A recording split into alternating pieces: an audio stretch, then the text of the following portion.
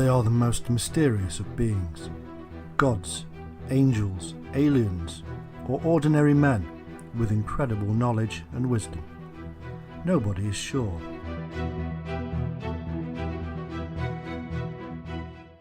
The culture of Mesopotamia is rich and complex. Historians have been slowly unravelling their secrets.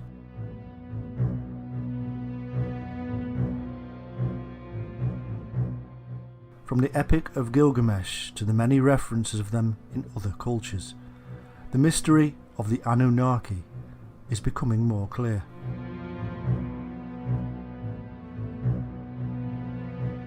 To Western eyes, their ways are strange.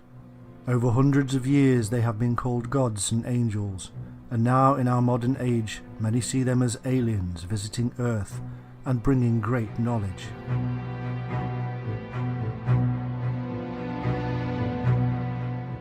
The truth of their real origin and purpose is much more bizarre and amazing than anything previously believed.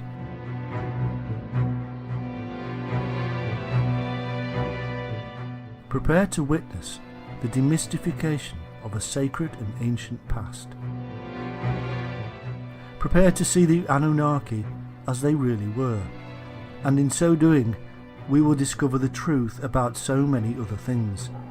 From the Garden of Eden to the Great Flood, from the God of the Bible to the secrets of Enoch, all shall be revealed.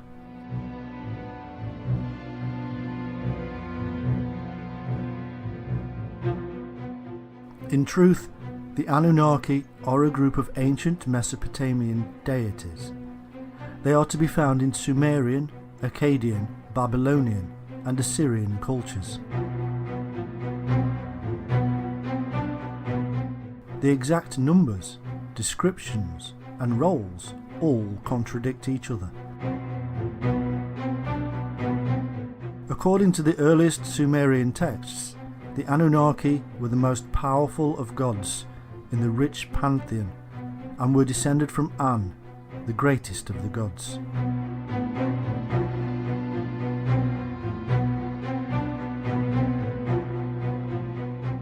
Later, they became the 7 judges who sit upon the throne in the underworld. They remain this way for some time, even in the Epic of Gilgamesh. According to old Babylonian texts, they were gods of the underworld, not of heaven. The name simply means offspring of Anu or An, the sky god, and Ki. The most prominent and probably well known of the Anunnaki was Enlil, who cleaved heaven and earth in two.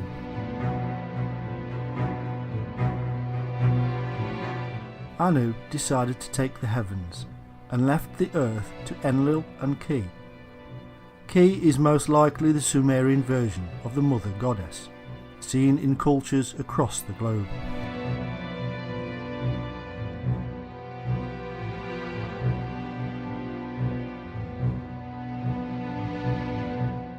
The physical evidence of worship of the Anunnaki is scarce. Most of what we know comes to us from texts. It appears that each of the Anunnaki were worshipped separately in individual cults, and because of this, no evidence of them as a group has been found. No image of them all together. As such, the practices of worship of the Anunnaki is thin on the ground.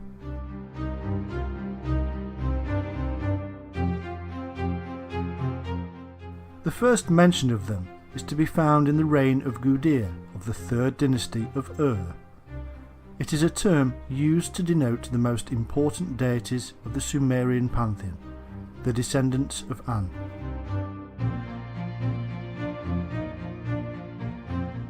Exactly which deities were members of the group referred to as the Anunnaki is difficult to know. There is no complete list of them that survives. One of the texts mentions 50 or so members of them associated with the ancient city of Eridu, and yet When we read of the descent of Inanna into the underworld, there are only 7. They are judges who condemn her to death.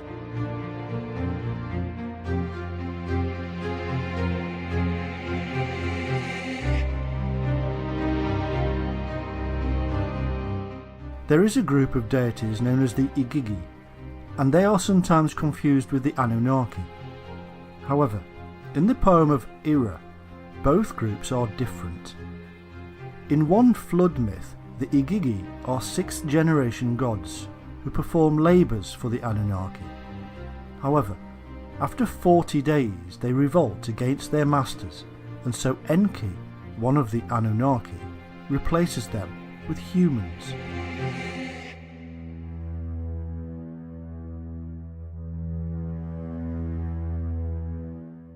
The similarities with the biblical flood and numbers are quite remarkable. It is obvious that Mesopotamian myths heavily influenced or were the origin of much of the biblical Old Testament.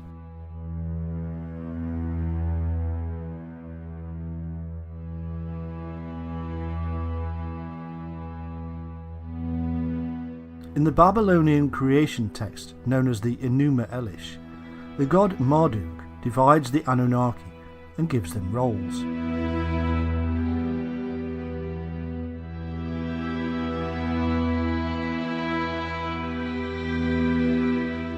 "300 in heaven and 300 on earth." As a thank you, the Anunnaki built Esagila as an abode for Marduk, Enlil and Ea. When they had finished, they built themselves shrines.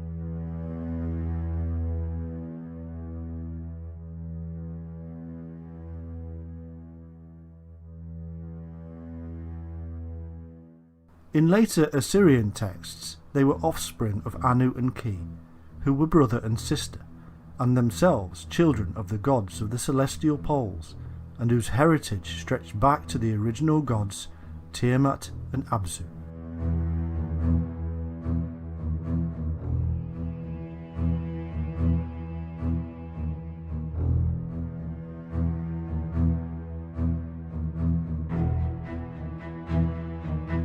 Here we begin to see clues to the use of these deities as names for the bodies in the sky, the stars that shine above.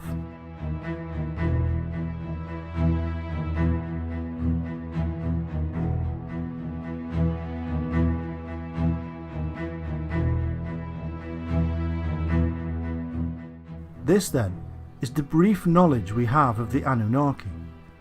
Now we must delve deeper, and to do so we must enter their world.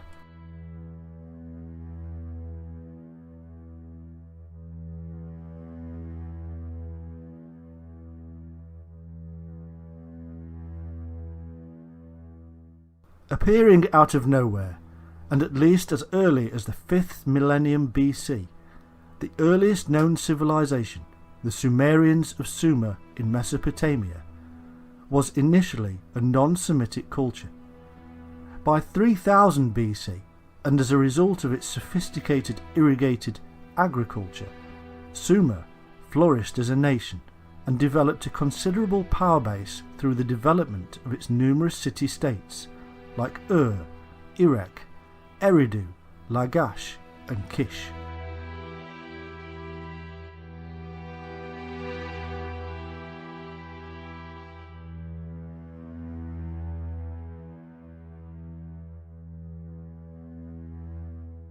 It is said that the Sumerians invented cuneiform writing and were way ahead of their time, having advanced knowledge in music, poetry, art, mathematics, astronomy and science.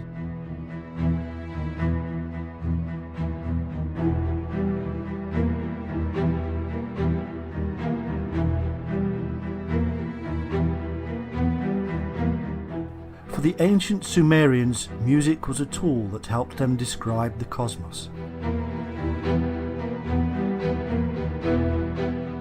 The Sumerians were later conquered by their long-term rivals, the Akkadians, under Sargon I. The Akkadians were a Semitic people, whose city Akkad was their capital.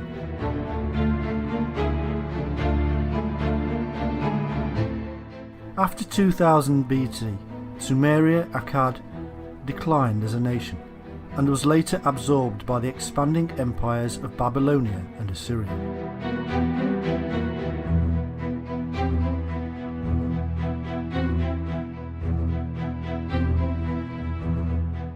In Sumerian creation myth, the angels, known as the Anunnaki, or great sons of Anu, were the founders of their culture.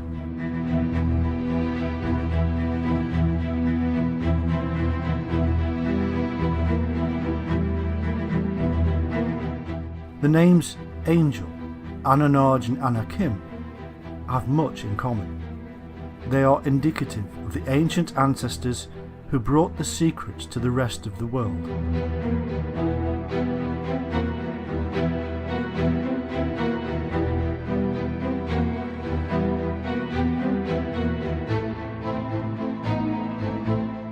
Interestingly, Anunnaki is phonetically similar to the Hebrew Anakim, the giant race who appear in the story later, and also Angakok, the shaman from Greenland to Alaska.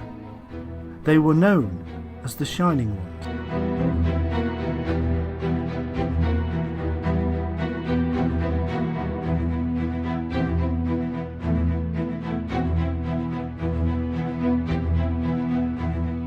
The earliest accounts of the Shining Ones can be found in four principal sources.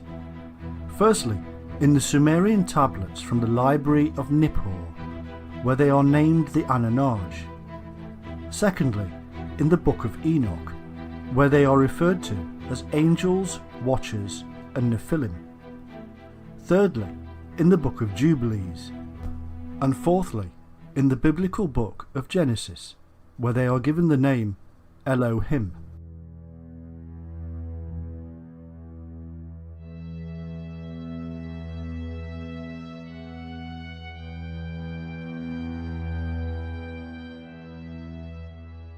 The Sumerian El is usually translated as God, but the feminine Elohim is the plural of El. In Genesis, the phrase Ah Elohim is also used, meaning the Elohim.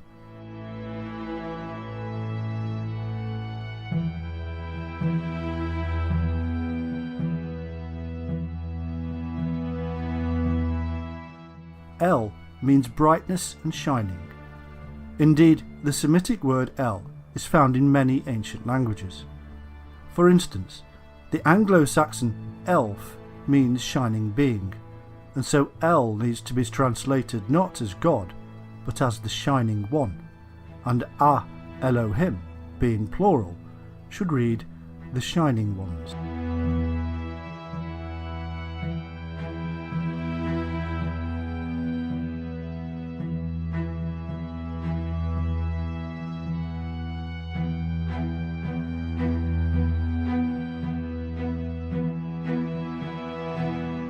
We find that this is the most commonly used term in the Old Testament for God, and indeed all other gods, as the scribes even recognised other gods at that time.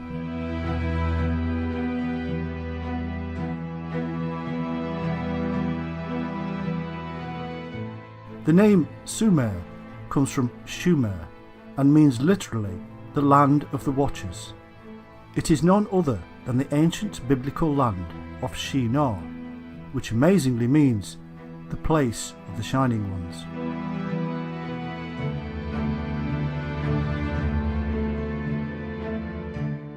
The Shining Ones are in the Bible and have been there ever since they wrote themselves in.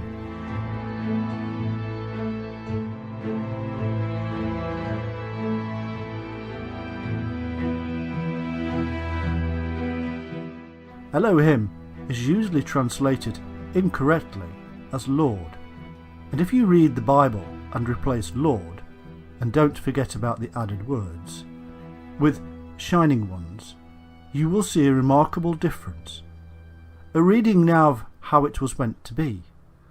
We now have the shining light of knowledge, spoken of in 2 Corinthians 4:6. The Lord God of the Bible is the light who gives birth to the divine spark of Christ. A pure reading of the global understanding that God was the basis for illumination, the fire, the sun, the light, and heads of those that shine from that brilliance, the source of intelligence itself.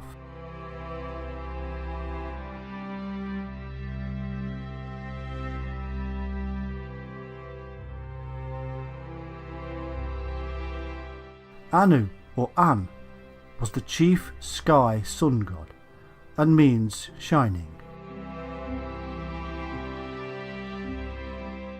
The Anunnaki therefore means sons of the Shining One, or sons of light.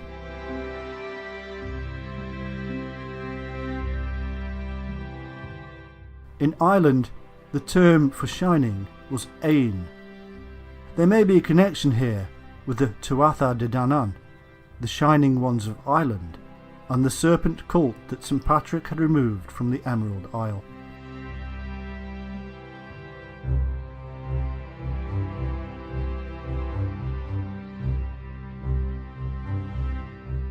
Also, there is an unusual, semi-nomadic, bear-worshipping tribe in Japan, known as the Ainu. The Ainu look Caucasian, with round heads, white skin, wavy thick hair, and grey or blue eyes. The Ainu are said to have been living in many of Japan's islands, like Okinawa, for over 7,000 years, and it is said that the Ainu share a language similarity with the Basque, who live in the Pyrenees, the mountains bordering Spain and France.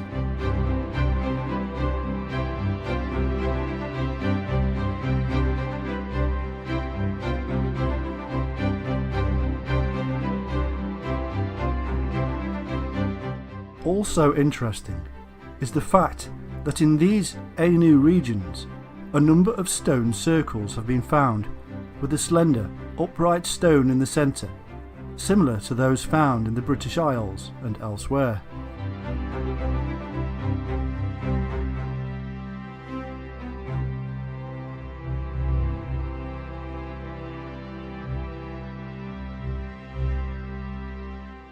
These Anunnaki, or Shining Ones, were a culturally and technically advanced people who settled in a mountain valley in the Middle East around 8200 BC, and, as their primary concern, established an agricultural centre we now know as the Garden of Eden, for the teaching and training of the local tribesmen.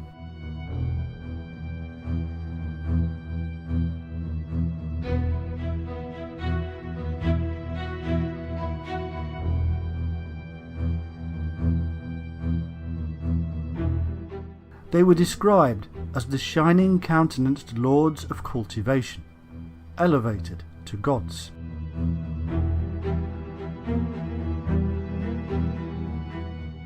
Anu and his wife Antu had 2 sons. Enlil, the storm god, ruled the air and atmosphere, and Enki, the water.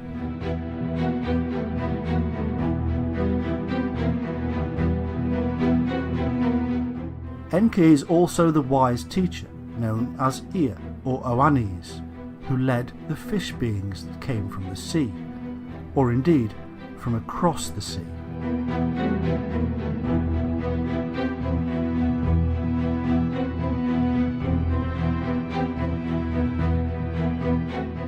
Enki was depicted as a goat with a fish's tail, which became the sign of Capricorn.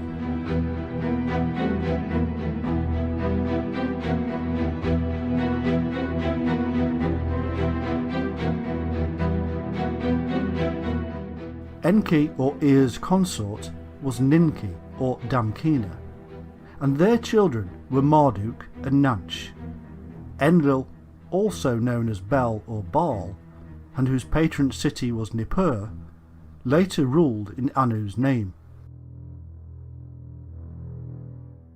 Ninlil or Ninkar-Shag ruled the earth. The early Sumerians described themselves as constantly nourished by the milk of Ninkarshag, the great Mother Moon goddess. The Syrians knew her as Atargatis, the mermaid.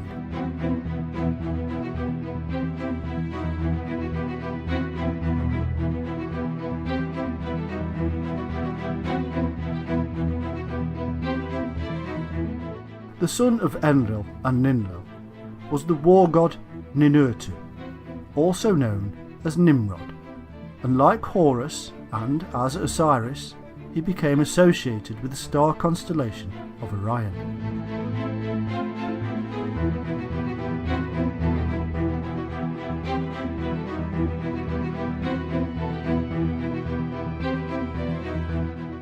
We also have Nana, who was the moon goddess, and Utu, a sun god, also known as Ogmash and Shamash. It was Shamash who later given the 29 laws to King Hammurabi.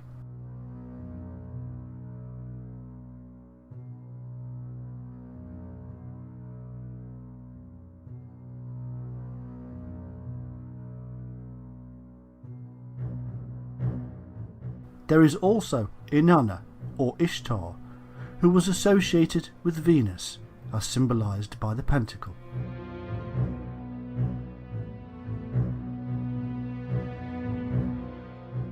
The texts that we have on the Sumerian deities vary. In fact, they evolve over time, losing some of their historicity as the story develops, making it more and more difficult to see the origins.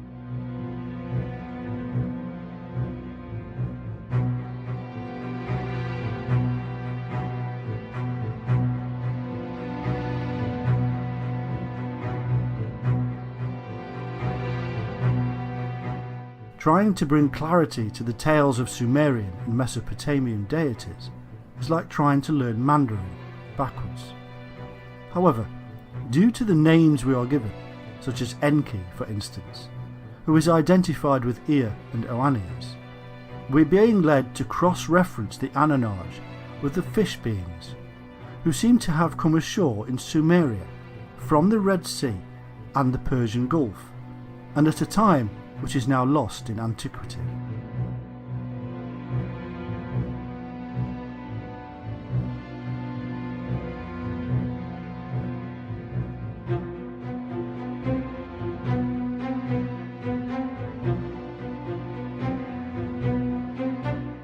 Indeed, we find that both are the same people, and that the fish beings are also the Anunnaki Shining Ones, the gods of Sumeria, and the Elohim of the Bible.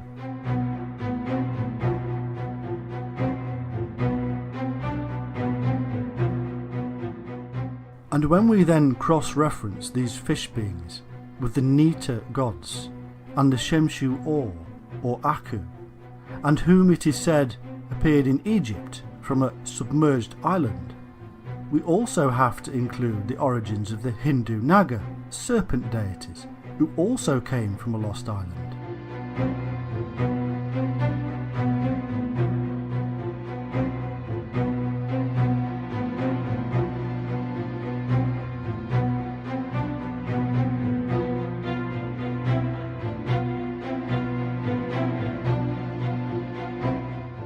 It can easily be concluded that the Shining Ones of Sumeria, Egypt and India were really incoming people from a lost or destroyed land.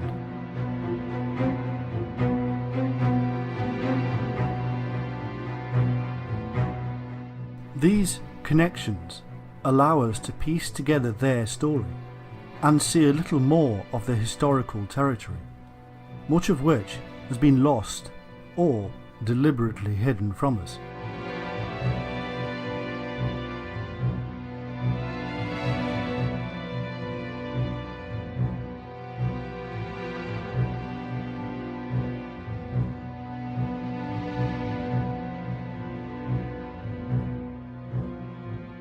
We can see then that these Shining Ones, who later became worshipped as the Sumerian pantheon of gods and goddesses, seem to have been a dynastic ruling family or clan, Anu, the chief authority, became the universal Father God, as a pictograph from his founded city of Uruk, dated to 3000 BC, depicts.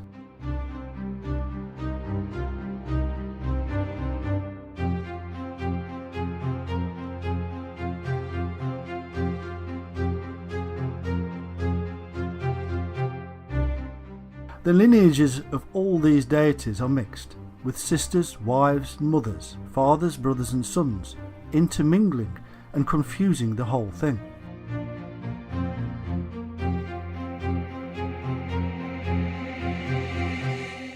Considering the many thousands of years between the composition of these texts and the actual existence of these peculiar peoples or beliefs, this is no surprise.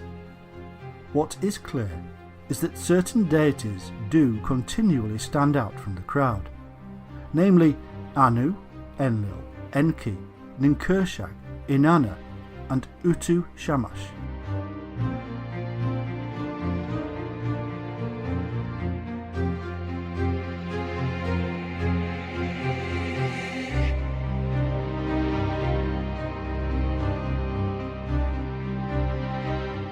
And that the form and structure of these deities would go on to spawn Egyptian, Greek and Roman pantheons for centuries, if not thousands of years.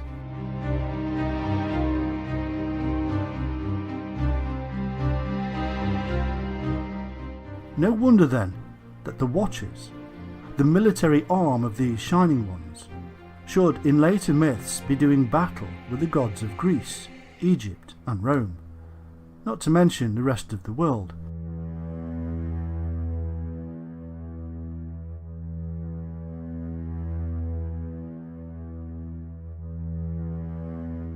Just as the fallen insurgent Nephilim or Watchers do battle with their own ruling family of Shining Ones in the Bible.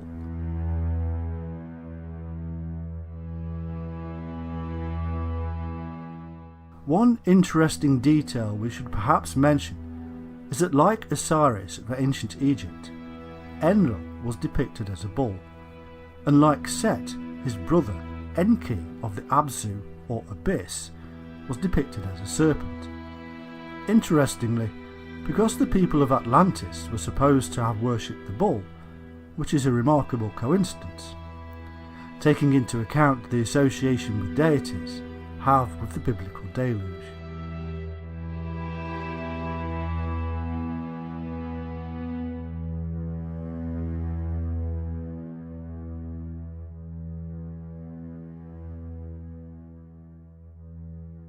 It is said that Enlil, who took over as the leader of the Shining Ones, lived for thousands of years.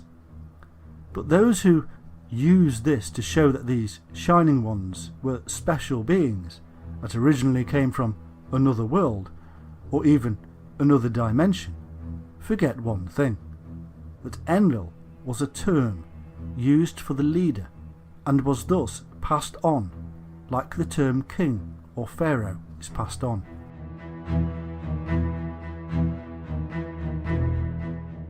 It was also the title of the sun, which of course would seem to be eternal.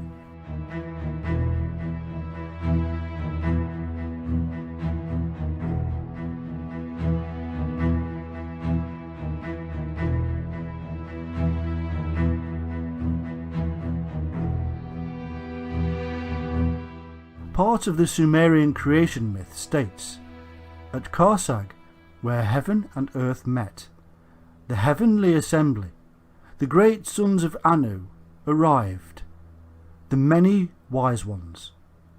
The Anunnaki seem to have arrived from another land across the sea. They brought with them special knowledge, unknown to the previous inhabitants.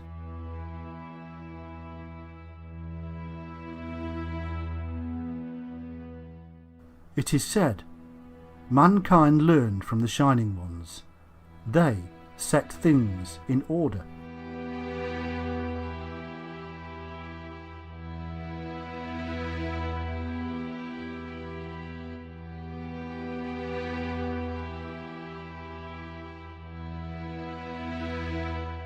we could ask why they felt they had to set things in order. Perhaps this order has something to do with the chaotic aftermath of a global calamity that had destroyed their homeland, according to the accounts. A flood, for instance, that appears in myths across the world.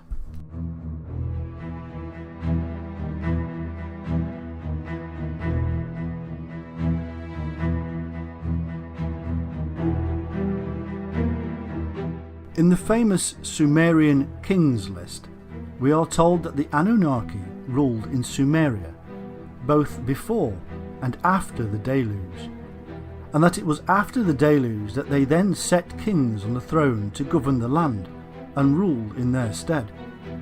However, if we are to believe the accounts given of the fish beings, we are also told that these shining ones had first come ashore from their submerged land after a similar catastrophe, an earlier one than the deluge related in the Bible and other sources.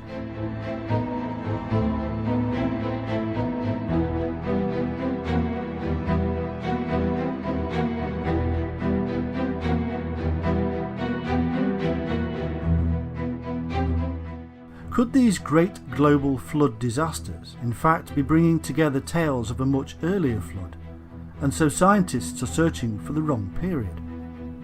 It's possible that the Shining Ones knew when these catastrophic events were going to happen and had predicted the deluge, hence Noah being warned to prepare for the event.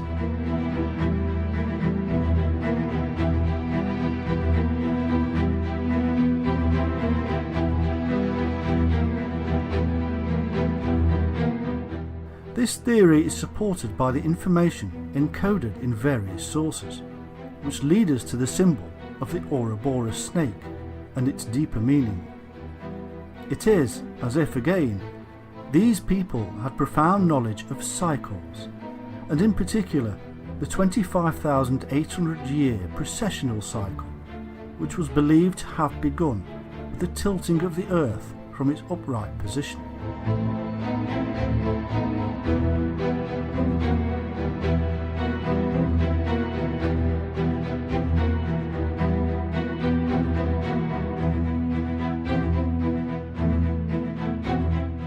It would appear that it was believed that these recurring catastrophes were linked to the beginning and end point of the precessional cycle, linked to the very event that caused the Earth to incline in the first place.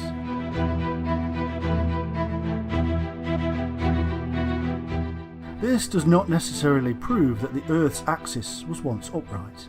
However, it does mean that it was believed the axis was vertical, and thus revealing an amazing knowledge of the heavens and Earth's place in it.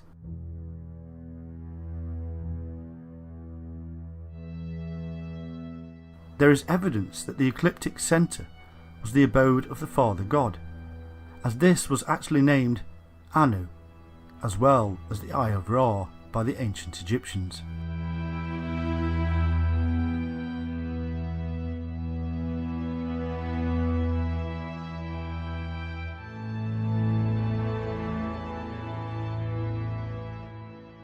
Also, the ancient astronomers of these Shining Ones must have believed that the precessional cycle was linked with the Earth's own life cycle, or reincarnation cycle, and so the Earth, being upright, would bring a more harmonious and balanced existence. No more global catastrophes, and no birth, death, rebirth cycle. In other words, the Earth, like the spiritual man who seeks to come off and out of the reincarnational cycle, and all cycles for that matter, would have been seen to be in the perfect position and the perfect spiritual condition.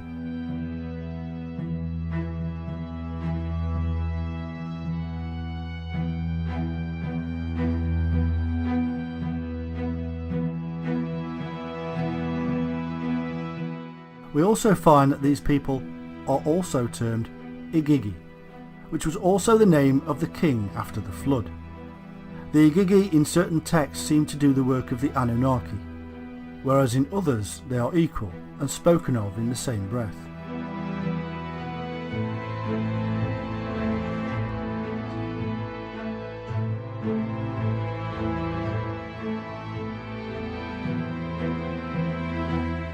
In the Epic of Anzu, the Igigi are superior in the sense that the Anunnaki are of the Abzu, or the deep. This, of course, must remind us of the Hindu ideas of the Naga, serpent deities who reside in the deep, and are no less holy for it.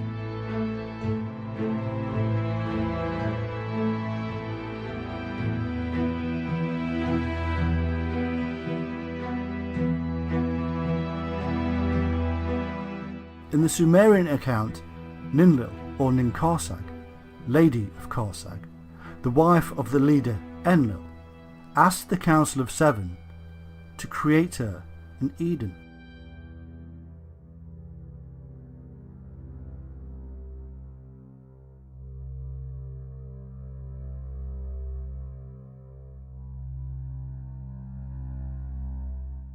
This is the very same Eden, or plateau, as in the Bible myth, and the Council of Seven is the same as the seven archangels, or messengers of the Bible, who came down from heaven, or the mountain, or cosmic sky.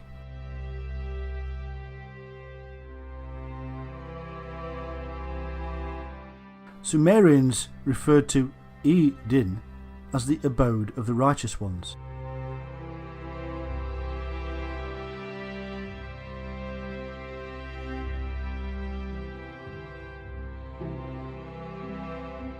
The tree of life and the tree of knowledge that stood in this Garden of Eden are the secrets of the Shining Ones. Secrets which will stay with them for thousands of years, to be told only to the highest shaman, adept, priest, avatar or prophet.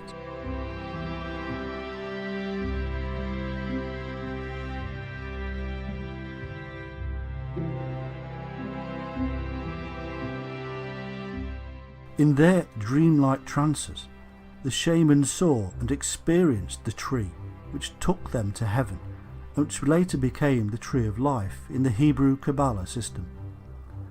And, as if reflecting the 7 chakra levels of the human spinal column, and the processes involved with one's own access to the knowledge within, the Sumerians built their towers or ziggurats with 7 levels, as attempts to build closer to heaven, to be like the mountains, and link them with the earth, as in the dream of Jacob's ladder.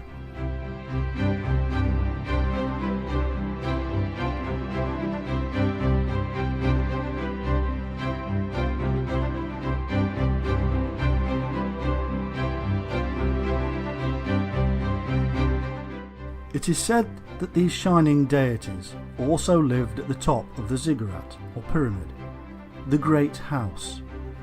We now know what the ladder and these temples really stand for symbolically, but was Jacob's ladder a similar construction somewhere in the Near East?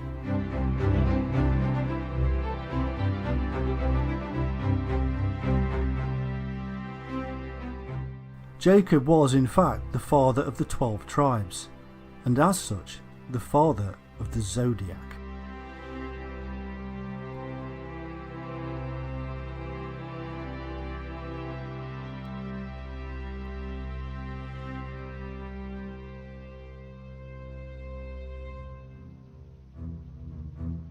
Reuben, Jacob's first son, was Aquarius, hence the reason he was unstable as water. Simeon and Levi were the brothers, and hence Gemini. Judah is the lion, and Zebulun is Libra, the ship. Gad is Pisces, in that it is a reversal of the fish serpent god Dag, associated with Dagon, Oannes, Ea and Henki. Dan was of the tribe of serpents, an adder in the path, who falleth backward into the winter solstice, which means he is Capricorn. This is the same as the later Daniel, again the shining serpent Capricorn who traverses the heavens.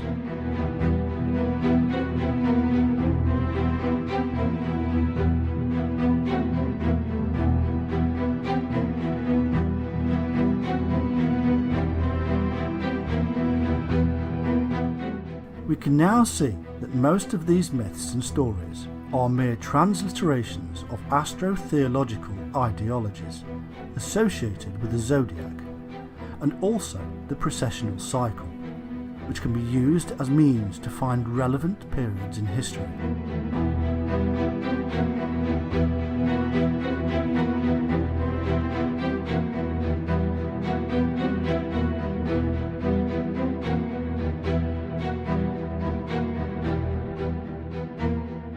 The precessional cycle is intimately tied in with our own life cycle, and so we find that many of these epithets given to individuals in history who may or may not have existed are really part of a code.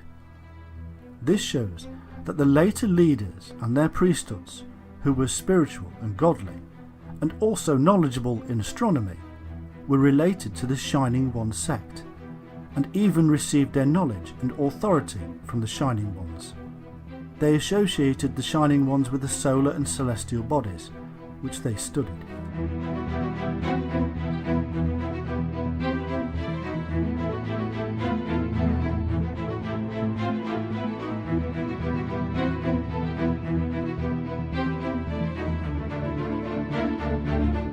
The 7 Shining Ones, or 7 sages of different cultures, later became the gods, in men, incarnated as man, only then to be reunited with the Father God after death. This is basically the Christian myth. It is the celestial bodies being written down in human form, a pantheon of 7 and corresponding with the 7 planets in the heavens.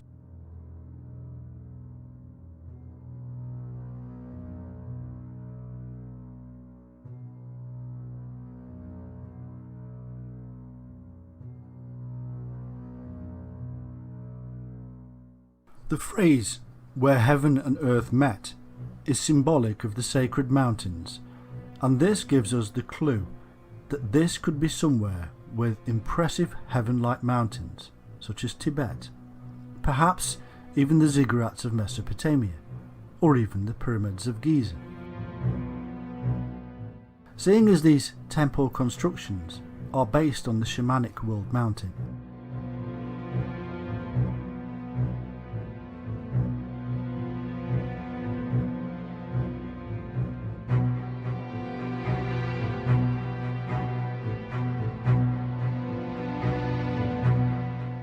we can see then that many of the details included in the stories related to the activities of these Shining Ones are really based on these astro-theological movements, which they understood to a great degree, and have been encoded in these myths and stories as a means to preserve this knowledge and also convey this process to those who could understand it.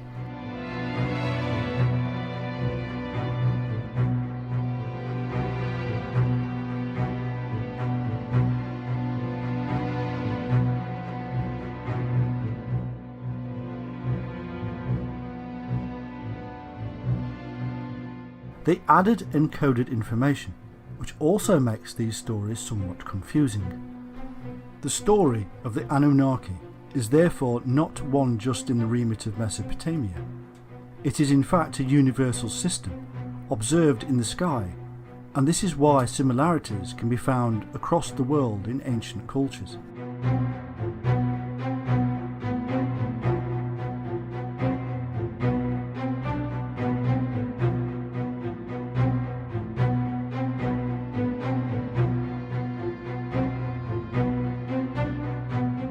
The biblical flood myth matches that found in Sumerian Epic of Gilgamesh, and ends with the Tower of Babel in Babylon, which was part of the Sumerian Empire. This shows that the secret knowledge associated with the Shining Ones ended up, and at that time, in Babylon, and then moved on from there.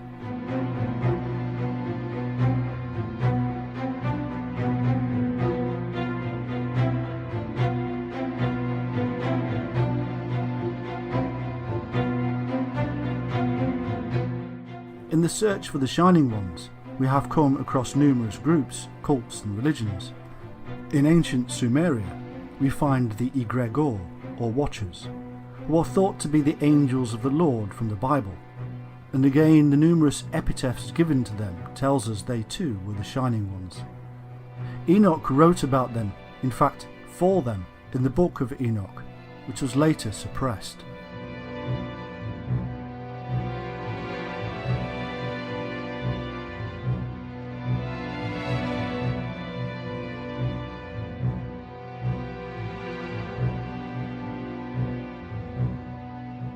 In the Bible and the Book of Enoch, these Shining Ones are called angels, archangels, or cherubim.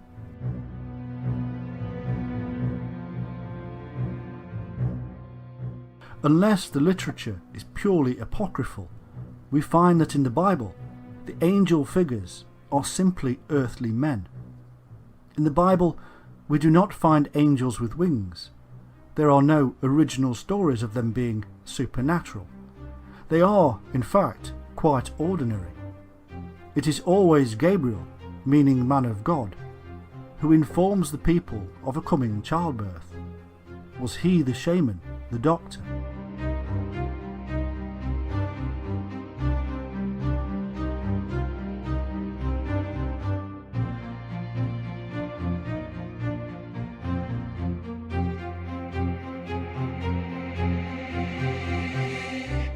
Michael is the warrior and protector, accompanied by angels wielding swords. Each and every one of them has their own specific duty, an earthly duty. People with titles, angelic titles, as messengers and ambassadors of God, just like the early shaman.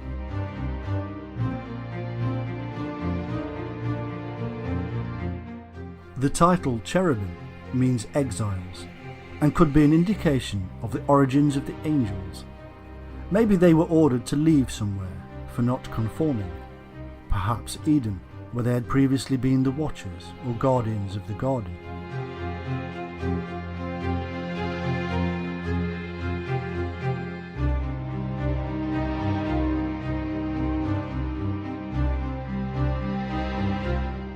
In Genesis 4:16, the land of Nod is symbolic also of the people of Israel, as Nod means wandering.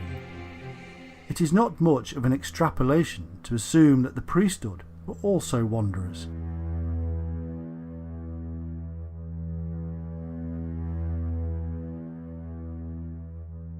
Another example of symbolic titles is that of Enoch, which means consecrated.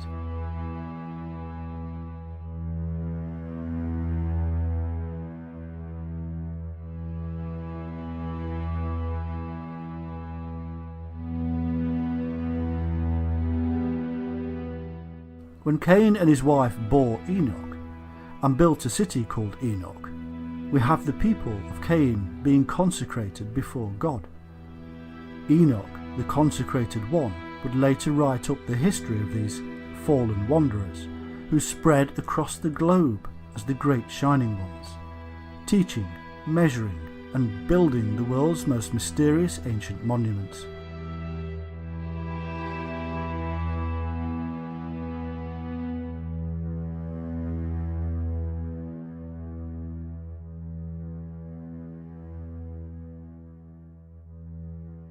Of course, we must not forget the seraphim of Numbers 21:6 and elsewhere.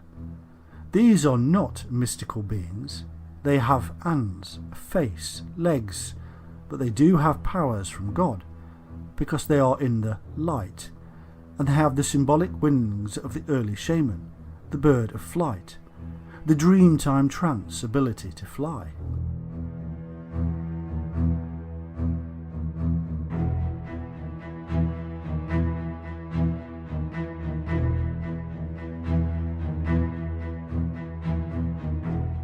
Their name means Shining Ones, or fiery serpents.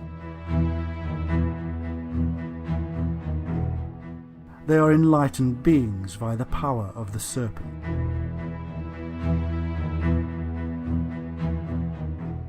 Mystical Jewish literature tells us that the angels can fly, tell the future, shapeshift, speak Hebrew, and are emanations of the divine shining light.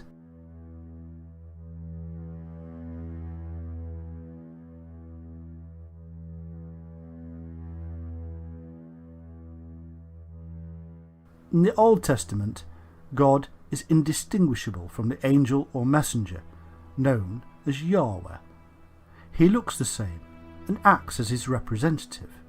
There is no difference here from the Babylonian, Egyptian and shamanic practice.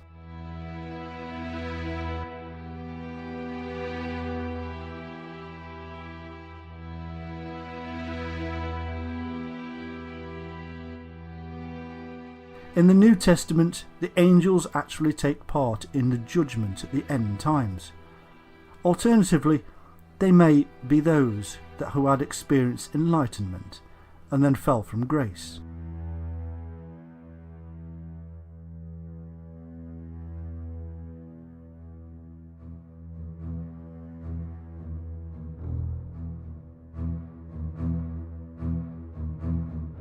We are told that the Nephilim, or Watchers, began to mix with the indigenous people. These were the angels who seem to have been the military arm of these Shining Ones, and who were initially employed to guard the Garden of Eden.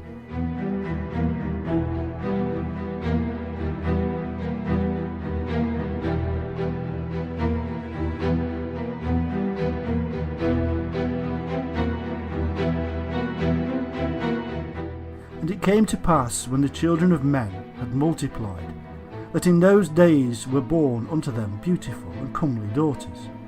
And the angels, the children of heaven, saw and lusted after them, and said to one another, Come, let us choose us wives from among the children of men, and beget us children. And Semjaza, who was their leader, said unto them, I fear ye will not indeed agree to do this deed, and I alone shall have to pay the penalty of a great sin. And they all answered him and said, Let us all swear an oath, and all bind ourselves by mutual imprecations, not to abandon this plan, but to do this thing. Then swear they all together, and bound themselves by mutual imprecations upon it.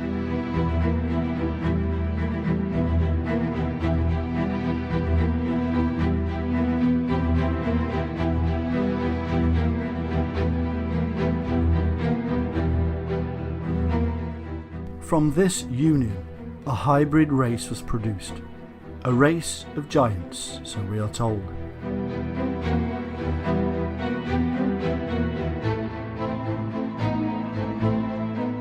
And all the others together with them took unto them wives, and each chose for himself one. And they began to go into them, and to defile themselves with them. And they taught them charms and enchantments, and the cutting of roots, and made them acquainted with plants.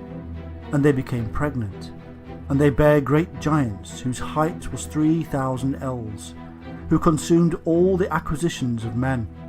And when men could no longer sustain them, the giants turned against them, and devoured mankind. And they began to sin against birds and beasts and reptiles and fish, and to devour one another's flesh, and drink the blood. And then the earth laid accusations against the lawless ones. And then Michael, Uriel, Raphael, and Gabriel looked down from heaven, and saw much blood being shed upon the earth, and all lawlessness being wrought upon the earth.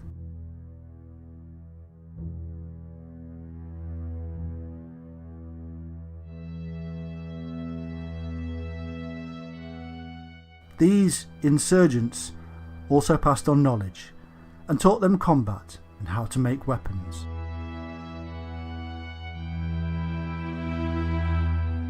And Azazel taught men to make swords, and knives, and shields, and breastplates, and made known to them the metals of the earth, and the art of working them, and bracelets, and ornaments, and the use of antimony, and the beautifying of the eyelids, and all kinds of costly stones, and all colouring tinctures. And there arose much godlessness, and they committed fornication, and they were led astray, and became corrupt in all their ways. Semjaza taught enchantments and root cuttings, Armoros the resolving of enchantments, Barachgal taught astrology, Kokabel the constellations, Ezequiel the knowledge of the clouds, Araquiel the signs of the earth, Shamsiel the signs of the sun, and Sariel the course of the moon. And as men perished, they cried, and their cry went up to heaven.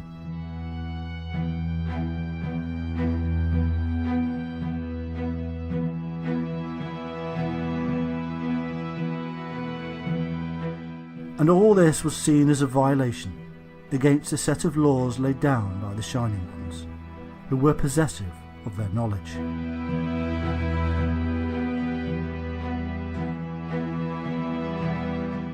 Thou seest that Azazel hath done, who hath taught all unrighteousness on earth, and revealed the eternal secrets which were preserved in heaven, which men were striving to learn.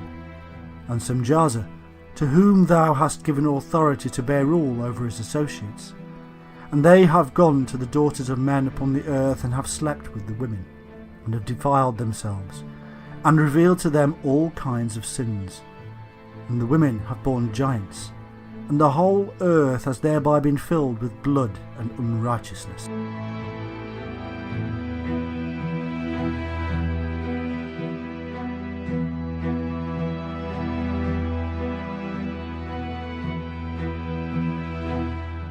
Enoch, a scribe, who was taught by the Shining Ones, was then employed as a messenger or intermediary between the Shining Ones and these fallen ones, who had decided to abandon their divinity to live amongst the tribes of man.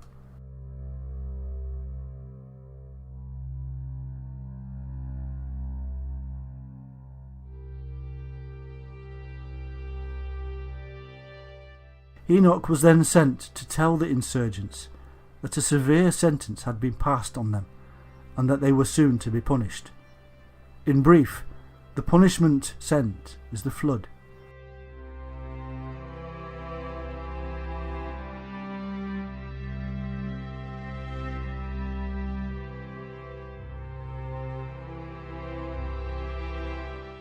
It is as if the Shining Ones wanted to wash away the sins of the earth that had been created by their own kind, the fallen ones.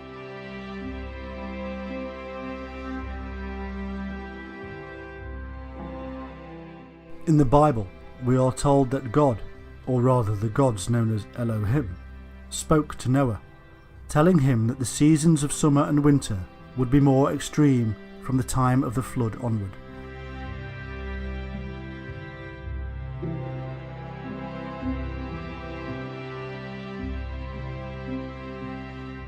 This both supports and is supported in turn by the book of Enoch, which states how, in those days Noah saw that the earth had sunk down, and that destruction was nigh. And he said, Tell me, what is transacting upon the earth? For the earth labours and is violently shaken.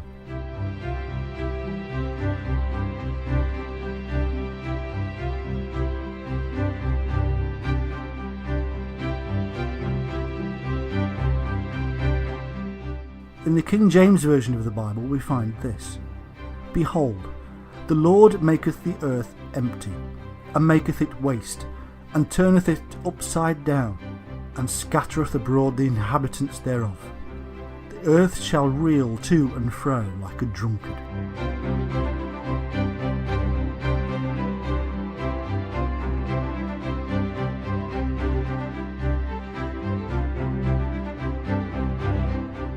In Psalm 68:8 it is written, The earth shook, the heavens also dropped at the presence of God, and even Sinai itself was moved at the presence of God.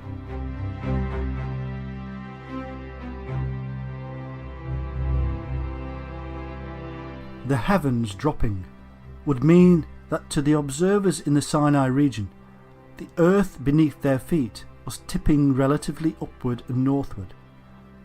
In his written book, Timaeus and Critias, Plato describes an awful catastrophe in which the earth moved forwards and backwards, and again to right and left, and upwards and downwards, wandering every way in all 6 directions. But as many scholars and researchers have now acknowledged, the God of the Bible and his angels are said to be the Sumerian Anu and his sons and entourage, the Anunnaki or Shining Ones. who are reported to have landed in Mesopotamia and there created the Garden of Eden.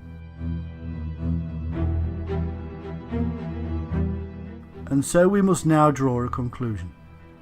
When we first started out in this task of discovering the Anunnaki, we found a complex and mystifying series of tales that seemed to make little sense.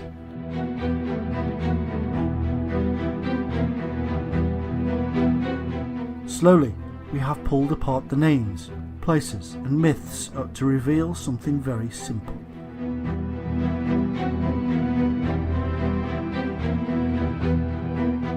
Many thousands of years ago, something catastrophic occurred, and a highly knowledgeable and wise people fled.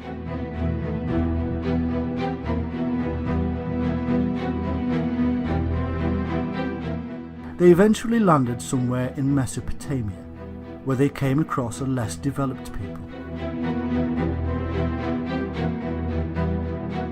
Civilization emerged as the new people taught their new people how to build, mathematics, astronomy, agriculture, and much more.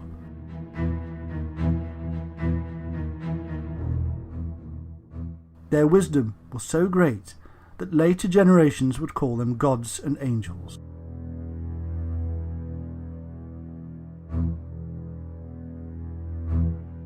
They had descended from the shining heavenly host, but divisions set in as the two cultures bred and made the bloodline less pure.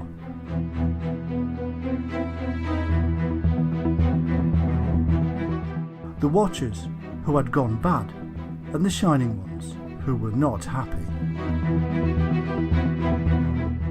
In a simple tale that has become very complex over vast periods of time, in our age it is being confused yet further by the addition of extraterrestrial origins for the Anunnaki. There is, however, no need for such imaginings. There is simply a need to understand the time, culture, belief systems and mind of our very human ancestors.